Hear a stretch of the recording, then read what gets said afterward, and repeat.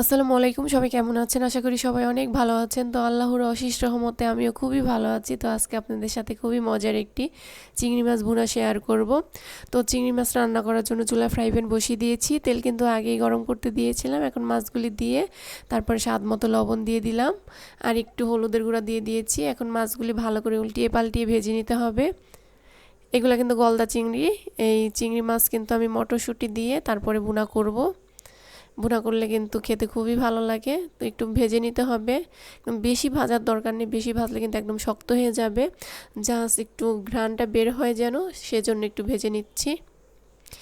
কড়া ভাজা দিলে কিন্তু অনেকটা শক্ত হয়ে যাবে, খেতে ভালো লাগবে না। ভাজা হয়ে গেছে, এখন তুলে নিব। সবগুলি মাছ কিন্তু ভালো করে ভেজে নিয়েছি, এখন তুলে নিচ্ছি, দেখতেই পাচ্ছেন। মাছের মাথার মধ্যে কিন্তু অনেক মজক ছিল, মজকগুলি বের হয়ে কিন্তু তেলটা একদম ঘন হয়ে গেছে, দেখতেই পাচ্ছেন। তো এই তেলের মধ্যে পেঁয়াজ কুচি দিয়ে দিয়েছি। তো পেঁয়াজগুলি একটু হালকা ভেজে নিতে হবে।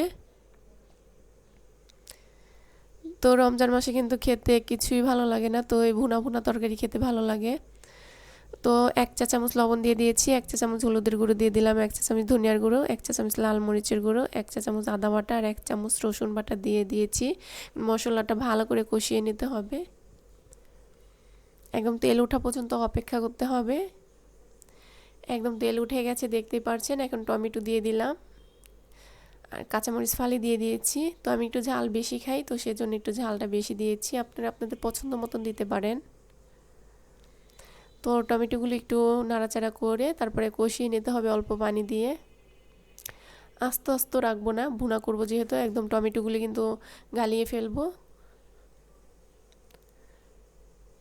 তো সেইগুলি দিয়ে দিয়েছি। এটা কিন্তু আমি মটরশুঁটি নেইনি, বড় মটরশুঁটি যে সেটা না, এটা কলই শাকের সেটা নিয়েছি, ছোটোটা দিয়ে কিন্তু মাছ ভুনা করলে খেতে বেশি ভালো লাগে। আর বড় মটরশুঁটি যেটা, সেটা কিন্তু একদম পটর পটর করে, খেতে বেশি ভালো লাগে না, তো সেজন্য সেইটা নিয়েছি। তো সেই আর টমেটোগুলি কিন্তু ভালো করে কষিয়ে নিয়েছি, একদম তেল উঠে গেছে, দেখতেই পাচ্ছেন। এখন পানি দিয়ে দিব। মাছ যেহেতু ভাজা আর সেই আর টমেটো কিন্তু কষানো অনেকটা হয়ে গেছে, বেশি পানি দেওয়ার দরকার নেই, এই পানিতেই হয়ে যাবে। আর এটা কিন্তু বেশি পানি রাখবো না, একদম শুকনা শুকনা করে ফেলবো। তো ভেজে রাখা মাছগুলি দিয়ে দিলাম।